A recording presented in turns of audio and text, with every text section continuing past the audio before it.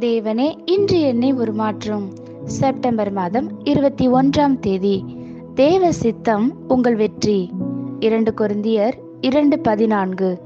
கிறிஸ்துவுக்குள் எப்பொழுதும் எங்களை வெற்றி சிறக்க பண்ணி எல்லா இடங்களிலேயும் எங்களை கொண்டு அவரை அறிகிற அறிவின் வாசனையை வெளிப்படுத்துகிற தேவனுக்கு ஸ்தோத்திரம். தேவனுடைய சித்தத்திற்குள் இருக்கும் நல்ல காரியங்கள் எல்லாவற்றையும் நாம் அனுபவிக்க கிறிஸ்துவுக்குள் இருப்பது அவசியம். கிறிஸ்துவுக்குள்ளும் கிறிஸ்துவின் மூலமாகவும் தான் தேவ சித்தம் நமக்கு வெளிப்படுத்தப்படுகிறது.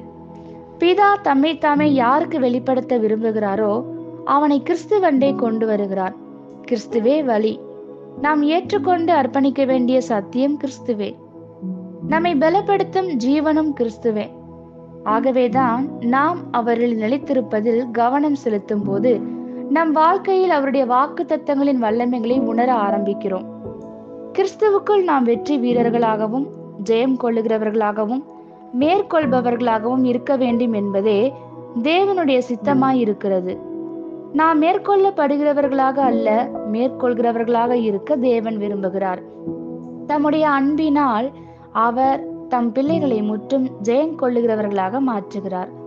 ஒவ்வொரு வெற்றியின் மூலமும் அவருடைய நாமத்தின் நறுமணம் எங்கும் பரவி அவர் மகிமைப்படுகிறார். தேவனுடைய பிள்ளைகள் தங்கள் பலத்தினால் வெற்றிகளை சுதந்திரிப்பதில்லை. அவர்கள் தேவனிடமிருந்து தங்கள் வெற்றிகளை பெறுகிறார்கள். ஜெயம் கர்த்தரால் வரும்.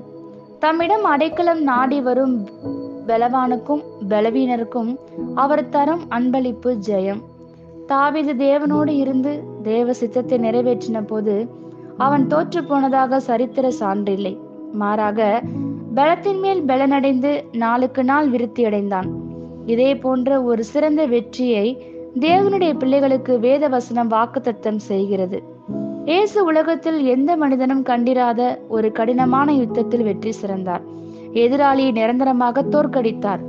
ஆகவே வெற்றி இன்று நமக்கு சொந்தம். இன்றும் என்றும் என்றென்றும் எப்பொழுதும் சொந்தம். ஆமேன். இந்த வார்த்தைகளினால் நீங்கள் ஆசீர்வதிக்கப்பட்டீர்கள் என்று நாங்கள் நம்புகிறோம்.